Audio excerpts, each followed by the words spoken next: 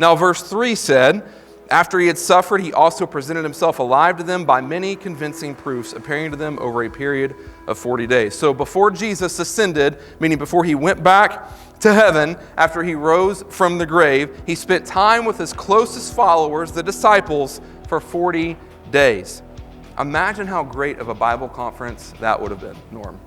That would have been awesome. Imagine you get one-on-one teaching from Jesus for 40 days. But it says that he presented himself alive to them by many convincing proofs.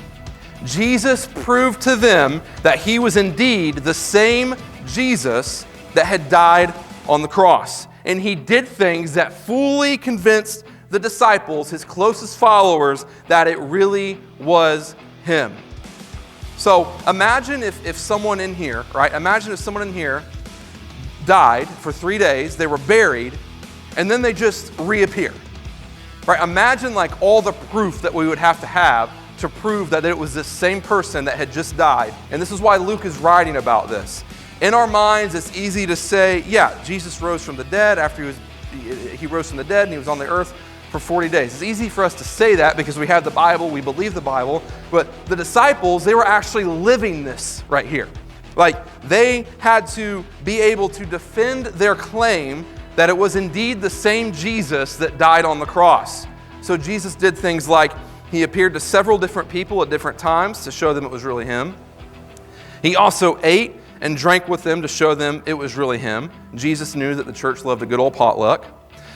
He subjected his body to be touched and handled by them to show them it was really him. And he continued teaching them to show them it was really him.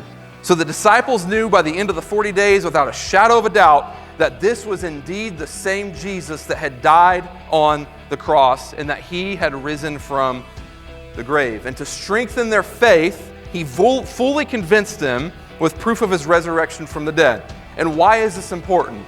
Well, it's important because the Apostle Paul wrote in 1 Corinthians chapter 15, verses 13 through 14, if there is no resurrection of the dead, then not even Christ has been raised. And if Christ has not been raised, then our proclamation is in vain, and so is your faith. Faith in his resurrection was important to the church because if Christ was dead, their faith was useless.